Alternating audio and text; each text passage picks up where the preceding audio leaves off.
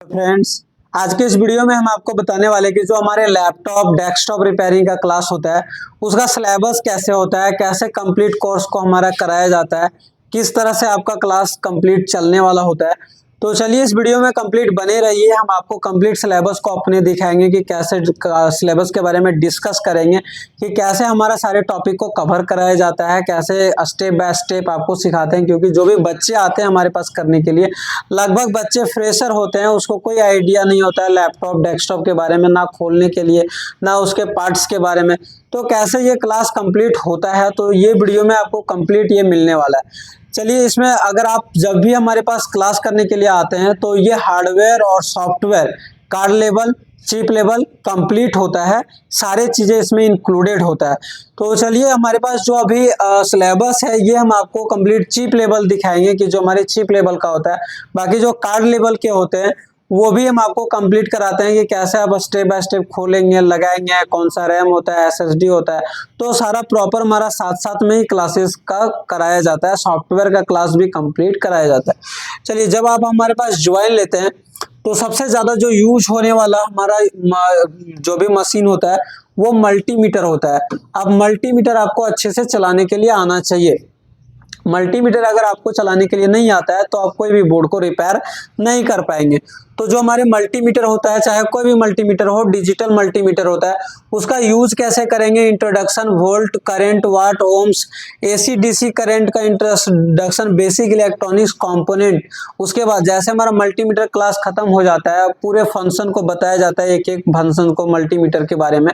उसके बाद हमारे जो बेसिक कंपोनेंट होता है, जैसे अगर आप मदरबोर्ड में देखें, कोई भी मदरबोर्ड देख लीजिए, अभी ये हमारे पास एक टीवी का मदरबोर्ड है, तो कोई भी मदरबोर्ड को उठाइए, जो भी इलेक्ट्रॉनिक मदरबोर्ड है उसमें बेसिक जो कंपोनेंट होता है वो यूज होता ही है। जैसे रजिस्टर, कैपेसिटर, डायोड, कोयल, मॉसफेट, ट्रांजिस्टर, आईजीबीटी, ट्रांसफार्मर, जो भी कैपेसिटर वगैरह होता है, ये सारे जो बेसिक इलेक्ट्रॉनिक कंपोनेंट है, ये सारे डिवाइस जो भी है इलेक्ट्रॉनिक उसमें यूज होता ही होता है। बाकी उसके आकार चेंज हो जाते हैं, उसके टाइप चेंज हो जाते हैं, लेकिन वो यूज होता ही है।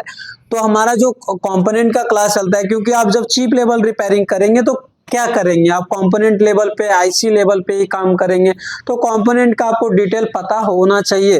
कंपोनेंट कैसे खराब है तो कैसे पहचानेंगे, सही है तो कैसे पहचानेंगे, इसका यूज क्यों किया जाता है मदरबोर्ड में, ये सारी डिटेल आपको पता होना चाहिए, तभी तो आप उसको रिपेयर कर पाएंगे। और इसका फंक्शन क्या होता है, कैसे ये वर्किंग करता है, कैसे ये काम करता है, ये सारे बेसिक पूरे कंप्लीट आपको पता होना चाहिए, तभी तो आप रिपेयर कर पाएंगे। तो जो हमारा सबसे पहले क्लास चलता है वो रजिस्टर का चलता है। कितने टाइप का रजिस्टर होता है, working concept with practical, symbol क्या होता है, register colour coding, SMD register value, और कैसे उसे टेस्ट करेंगे रजिस्टर खराब है या सही है।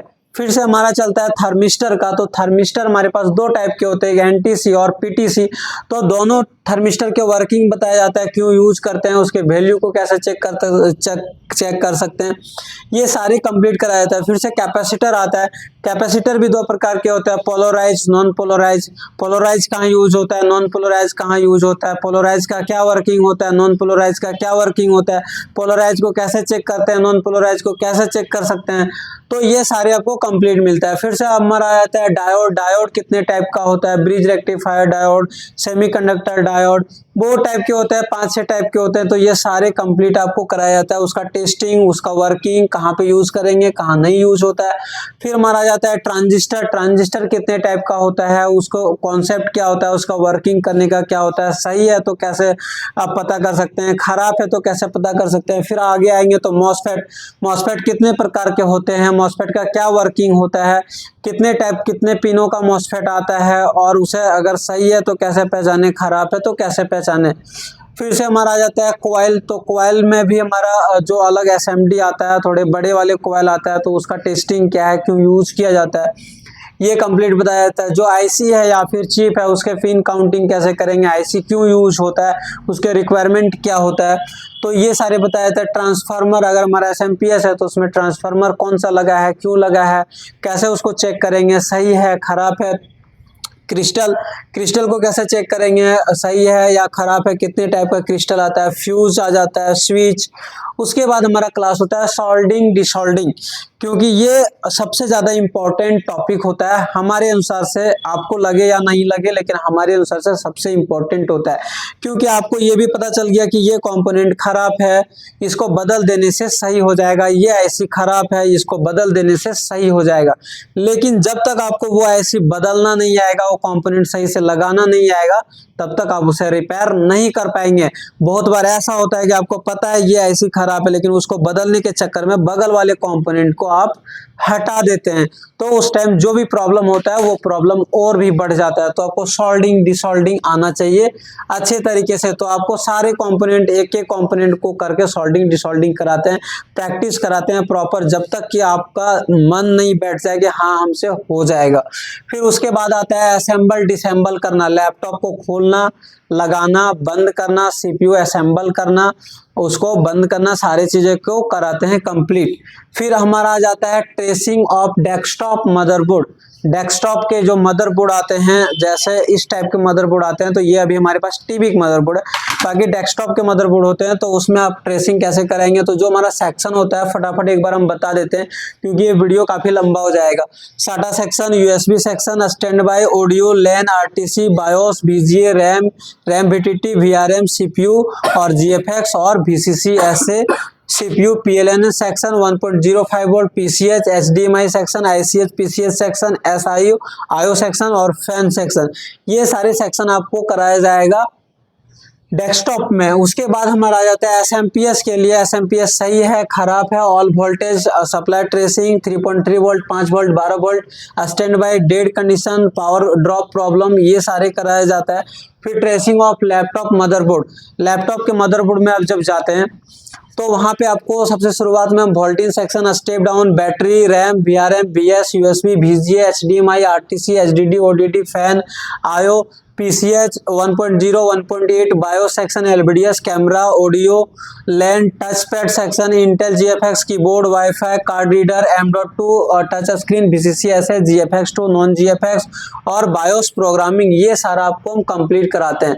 बायोस प्रोग्रामिंग हम आपको बार बार प्रैक्टिस कराते हैं ताकि आप अच्छे से उसको बायोस प्रोग्राम कर सकते हैं, और एडिटिंग भी कराया जाता है, तो वो सारा आपको कंप्लीट कराते हैं। फिर एडेप्टर से रिलेटेड अगर कोई प्रॉब्लम आता है तो एडेप्टर को भी रिपेयर करने के लिए बताते हैं। अब आगे आ जाएंगे तो हमारा फॉल्ट फाइंडिंग आता है, जैसे कोई नॉट डिस्प्ले है या फिर वोल्टेज सेक्शन से प्रॉब्लम है, स्टेप डाउन से प्रॉब्लम है, और भी रैम सेक्शन से है, VRM सेक्शन से है, तो वो आपका सारे फॉल्ट फाइंडिंग अलग अलग चलता है। ये फॉल्ट फाइंडिंग के क्लास में मिलता है, सारा रहेगा।